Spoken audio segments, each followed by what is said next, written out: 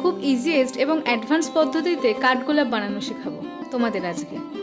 তাহলে চলো, প্রথমেই ক্লেটাকে ভালো করে মেখে নেবো এবং তারপর এটাকে ফেলে রাখবো। কিছুক্ষণ পর ক্লেগুলোকে 5টা লেচি করে নেব। এরপর লেচিগুলোকে এইভাবে কিছুক্ষণ রাখবে। এরপর লেচিগুলোকে ওয়াটার ড্রপের মতো শেপ দেবে। তারপরে পাপড়িগুলোর একটা সাইড বরাবর একটু উঁচু করে দেবে। এই পদ্ধতিটা দুটো ক্ষেত্রেই সেম। তোমাদেরকে আমি ফার্স্টে ইজিয়েস্ট পদ্ধতিটা দেখাবো। তাই একটা বেসের ওপরে কিছুটা আঠা নিয়ে নেব। আমার কাছে ক্লের একটা বেস ছিল, তাই সেটাই ইউজ করেছি। তোমাদের কাছে যা থাকবে তার উপরেই ইউজ করতে পারো।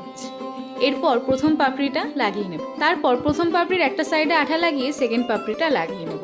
5টা পাপড়ি এইভাবে লাগাতে হবে এবং লাস্ট পাপড়িটাকে ফার্স্ট পাপড়ির নিচে আঠা দিয়ে জয়েন্ট করে দিতে হবে। তাহলেই কমপ্লিট হয়ে যাবে কাঠগোলাপ। এটাকে কিন্তু সঙ্গে সঙ্গে তুলবে না, একটু হার্ড হয়ে গেলে তারপরে একটা ব্লেড দিয়ে তুলে নেবে। এরপরেরটা অ্যাডভান্স পদ্ধতিতে। এটার ক্ষেত্রেও সেম। প্রথম পাপড়িটার একটা সাইডে আঠা লাগিয়ে 5টা পাপড়ি লাগিয়ে নিতে হবে।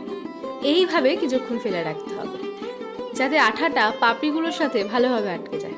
লাস্ট পাপড়িটাকে ফার্স্ট পাপড়ির নিচে ভালো করে ঘুরিয়ে বসিয়ে দিতে হবে। এরপর একটা সুচ বা সেফটি পিনের সাহায্যে নিচের দিকগুলো একটু চেপে দেবে। তারপর সাইডের কর্নারগুলো হালকা হাতে উঁচু করে নেবে। তাহলেই কমপ্লিট হয়ে যাবে সেকেন্ড কাঠগোলাপটি। তোমাদের কোনটা সব থেকে বেশি ইজি লাগলো সেটাও বলো। যদি কেউ বানিয়ে থাকো তাহলে কমেন্ট বক্সে ফটো দিতে ভুলো না কিন্তু। তাহলে আজকের মতো টাটা, সবাই খুব ভালো থেকো।